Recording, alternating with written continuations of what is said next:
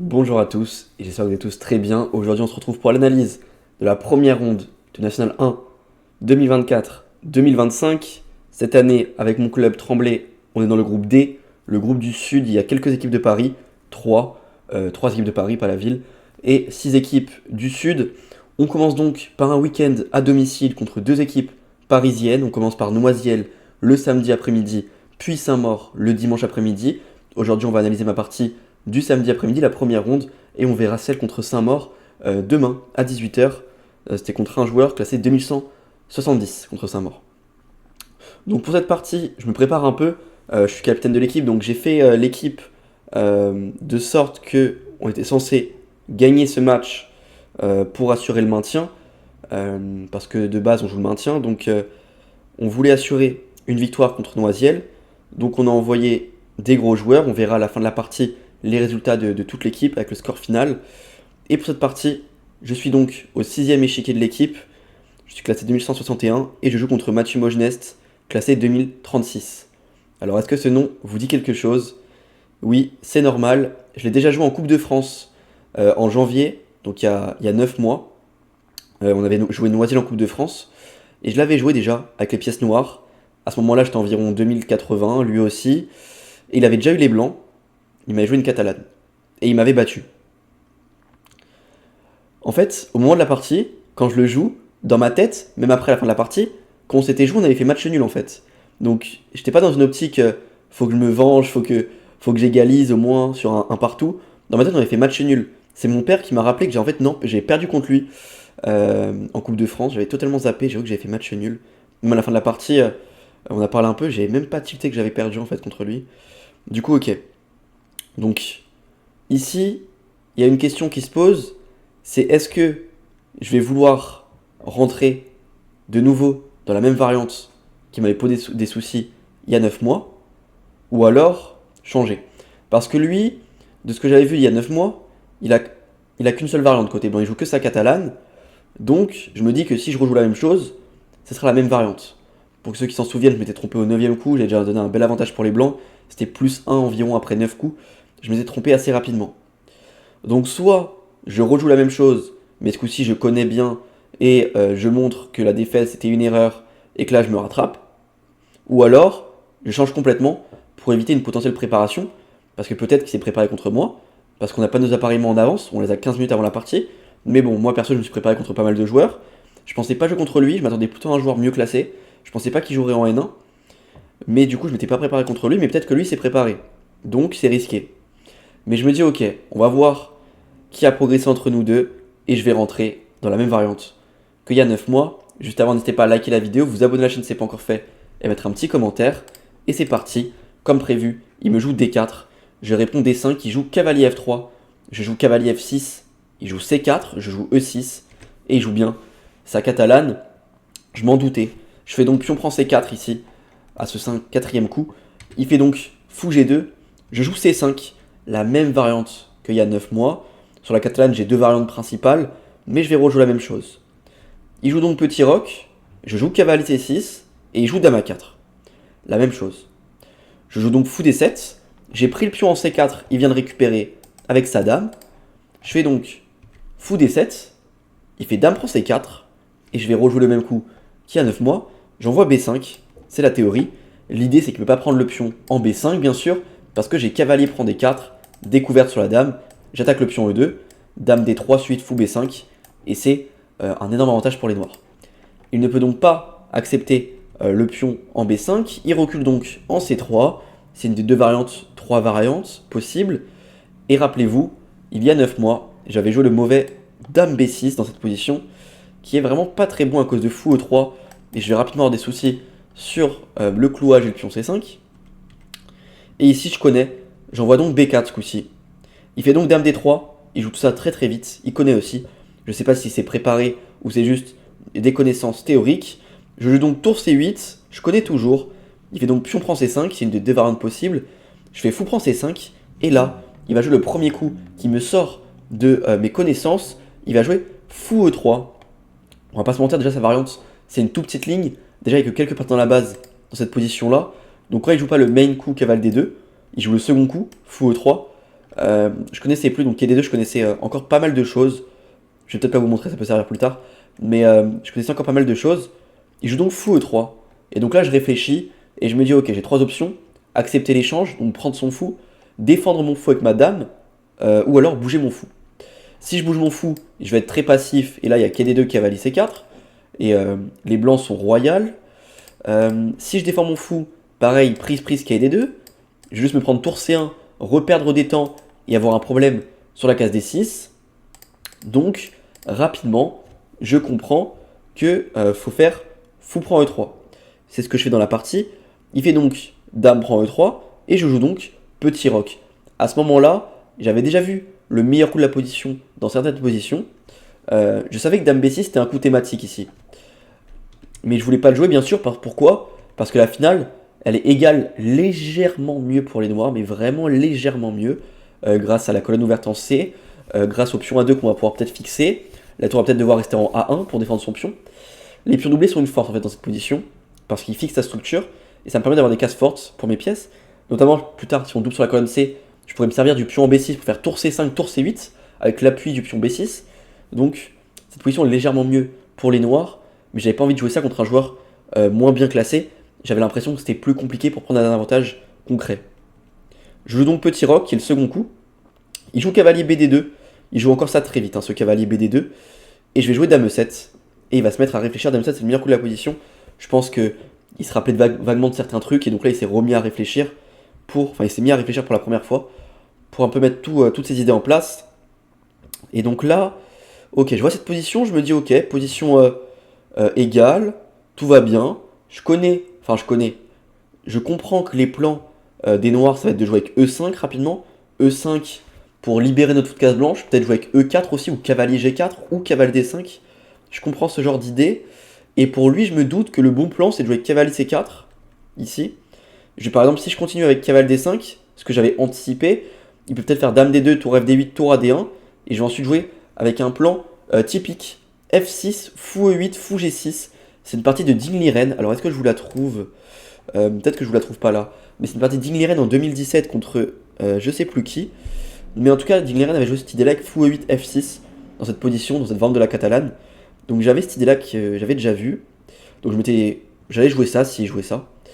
Ou je pouvais aussi jouer avec tour FD8, tour AC1, cavalier G4, dame D2. Bon. Ok. Et ensuite peut-être jouer avec E5.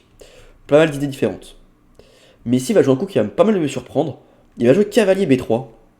Et j'ai été très surpris par ce coup.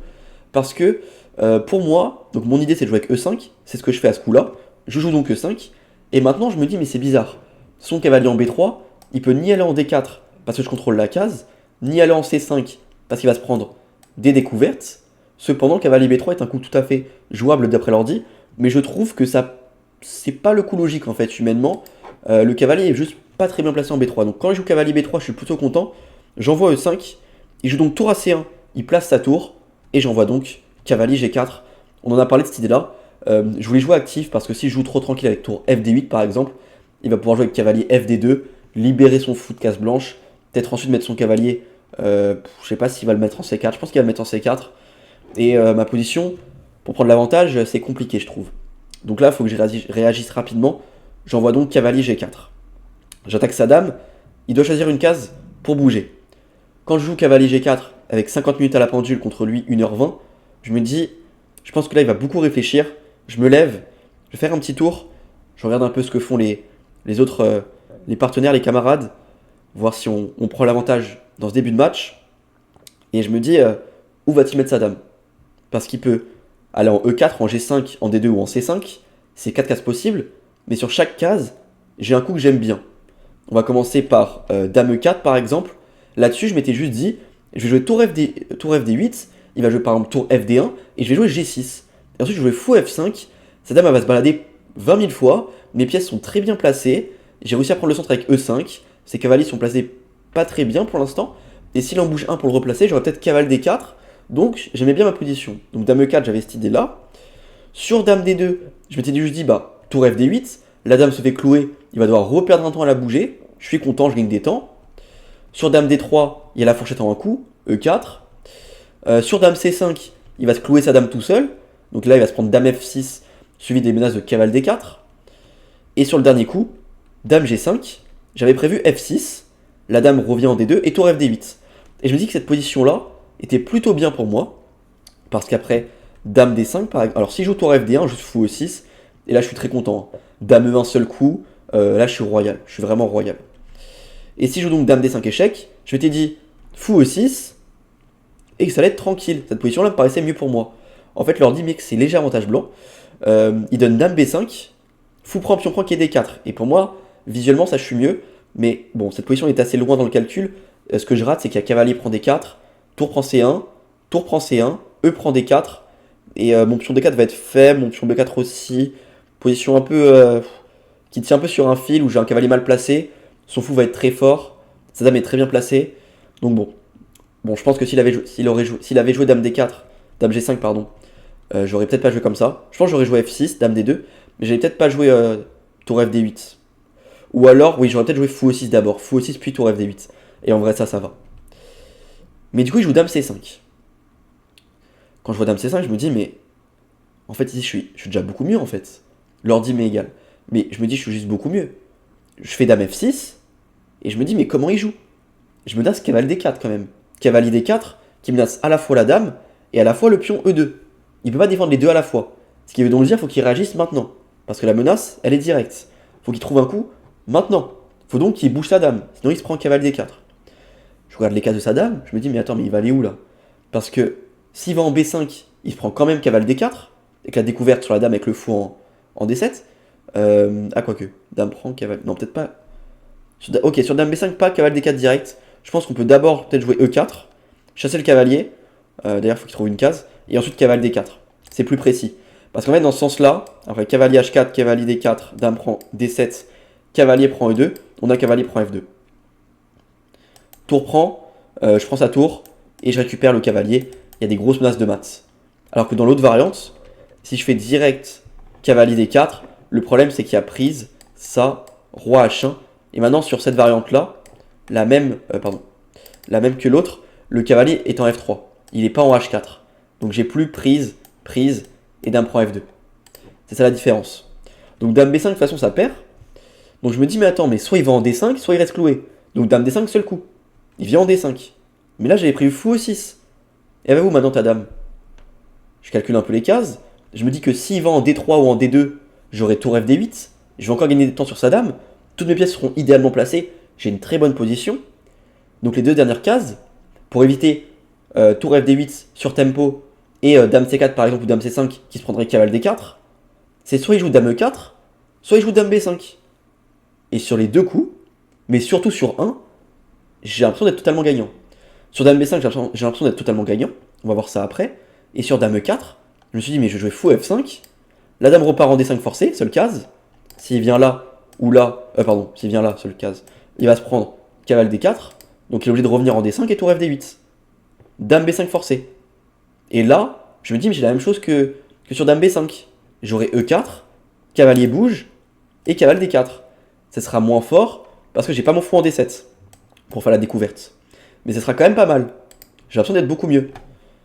Moins que sur dame B5 direct, mais j'ai l'impression d'être vraiment très bien. Il joue dame B5 direct. Et là, je me dis, mais dame B5. Il y a un problème sur dame B5. Mettez la vidéo en pause si vous essayez de comprendre qu'est-ce qu'il perd. J'ai déjà analysé cette partie en stream. À la fin de ma partie, je suis rentré chez moi vers 21h, j'ai lancé un stream pour faire le débrief de ma partie. Beaucoup des spectateurs du stream ont proposé ici le coup fou prend B3, donc c'est bien le premier coup, tout le monde a proposé ça, prise, c'est ce que j'ai joué. Mais là, la plupart se sont trompés, comme moi. Ils ont envoyé E4, pour ensuite faire cavalier D4. C'est peut-être le coup que vous avez pensé, le coup que j'ai joué. Certains ont proposé cavalier D4 directement, qui est le bon coup, mais il n'y en a aucun qui me l'a proposé pour les bonnes raisons. Parce que la variante est vraiment hyper dure en fait. Après, fou prend B3, pion prend B3. E4 ne marche pas directement. Enfin, je suis quand même mieux, mais beaucoup moins que sur cavalier D4. Parce qu'il y a dame B7 seul coup. Et l'idée, c'est que si je prends son cavalier, il va reprendre. J'ai pas cavalier E5 parce qu'il y a F4. Attaque mon cavalier et attaque mon cavalier. Je vais rendre la pièce que j'ai gagnée. Donc après, je vais récupérer B2, ce sera matériel égal.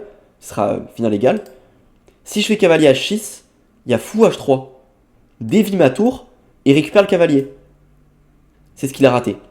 Il a raté dame B7, avec l'idée que si je prends son cavalier, il reprend, et sur tous mes coups de cavalier, il y a toujours un souci. Donc en fait, sur dame B7, peut-être qu'il faut jouer E3 pour les noirs, et pareil, ça, F prend un seul coup, dame H6, roi H1 seul coup, cavalier prend E3. Quand je dis seul coup, s'il le joue pas, c'est déjà -2, quoi. Enfin, c'est terminé la partie. Donc roi H1 et cavalier prend E3. Et pareil, tour F1 seul coup. Donc bon, il faut quand même qu'il trouve tout ça. Et même s'il trouve tout ça, il aura une position inférieure. On voit qu'ici, mes cavaliers sont très forts, son roi est très faible, les cases noires sont très faibles de son côté. Il a un pion E2 qui est un réel souci aussi. Donc bon, rapidement, je peux peut-être jouer cavalier G4, dame E3, avec des menaces de mat à l'étouffer. Cavalier F2, cavalier H3, sacrifice de dame et cavalier F2. Donc cette position-là, même s'il trouve tous les coups, il est moins bien. Mais il y avait plus fort. Je pouvais faire d'abord cavalier D4. Parce qu'après cavalier prend, je vais faire tour prend C1 et dame prend F2. Roi H1 et dame prend D4. J'ai donc un pion de plus et je menace encore le mat à l'étouffer. Il doit donc jouer H3 pour le parer. Et je vais continuer par exemple avec cavalier E3, dame D3, il est obligé, sinon il va se faire mater. Il va perdre beaucoup de pions en tout cas. Et derrière, j'ai plus qu'à rentrer là-dedans. Je vais avoir 2 pions de plus dans la finale de tour parce qu'il ne peut pas défendre son pion D3. Dans tous les cas, il va finir par le perdre. Donc, ça bien sûr, je l'avais calculé. J'avais vu que j'avais fini avec au moins un pion de plus qui était beaucoup mieux. Mais dans ma tête, j'avais pas vu la défense avec dame B7 sur E4. Donc dans ma tête, c'était totalement perdant ici. Dans ma tête, c'est soit il donne la qualité et la finale est perdante, soit il bouge son cavalier, disons en H4 par exemple, et il y a mat. Cavalier D4, dame bouge forcée, sinon il perd la dame. Cavalier prend E2 échec, roi H1, cavalier prend F2, on peut aussi faire tour prend, cavalier prend F2, bon moi j'ai calculé tour prend. L'ordi, mais cavalier prend F2 c'est mat plus rapide, moi j'avais juste calculé tour prend, et je m'étais dit que s'il reprend de la tour, j'ai cavalier prend F2 mat. Et s'il reprend pas de la tour, bah il est juste totalement perdant. Donc en fait, moi c'est ce que j'avais vu. Je m'étais donc dit, en fait, mais E4 c'est terminé. S'il bouge le cavalier, il se prend cavalier D4 et les histoires où il perd la tour ou le mat, ou alors il donne sa qualité. Mais j'ai donc pas vu dame B7, c'est pour ça que j'ai trouvé que E4 était meilleur que cavalier D4. Il le voit pas non plus, dame B7, il fait donc tour prend C6. Bon, il veut pas s'en mater, donc il donne la qualité. Et donc là, j'échange les dames, et je vais donc défendre mon pion en E4 qui est attaqué. J'ai donc une finale avec une qualité en plus. Il fait donc tour A1, je fais donc tour A8 pour défendre, je vais pas faire A6, parce que j'ai envie de laisser la possibilité à ma tour de prendre la colonne pour plus tard, s'il bouge la sienne. Je fais donc plutôt tour A8 pour défendre. Il fait tour A5, mais il fallait quand même calculer F3, mais bon, c'était pas très fort. Pion prend, fou prend, et tour E8. Même s'il récupère A7, je récupérerai E3, et là c'est totalement terminé la finale. Le cavalier n'est plus défendu en D4, il va donc perdre les pions B3 et B2, donc c'est terminé. Il fait donc plutôt tour A5, je fais G6, je lui enlève la case F5 pour son cavalier, qui peut être embêtante, et en même temps je me crée une case pour mon roi, parce que dans pas mal de variantes, je vais vouloir activer ma tour en faisant tour C8, en donnant le pion A7 pour faire tour C1 et essayer de jouer actif. Le problème c'est que je me prends des mates du couloir dans certaines variantes, donc G6, je m'enlève les menaces de mates du couloir, j'enlève la case F5 du cavalier, il fait donc G4, il essaye de dévier mon cavalier pour gagner le pion E4, si je prends son pion, il prend mon pion E4, je fais donc tour C8, l'idée c'est s'il fait tour prend A7, je fais tour C1, fou F1, cavalier prend G4, gros avantage, je vais pouvoir venir faire tour F6, tour prend F2, c'est totalement terminé, c'est abandon. Et s'il fait G5, pareil, tour C1, fou F1, et tour D5 très fort, c'était l'idée. S'il prend mon cavalier, je prends sa tour, donc pas le choix, il prend mon pion A7, ou alors il prend ma tour, mais s'il prend mon pion A7, il y a échec et mat, tour prend G5 et tour prend F1 mat. Du coup, il est obligé plutôt de venir échanger les tours avec tour prend D5, et là c'est juste terminé direct.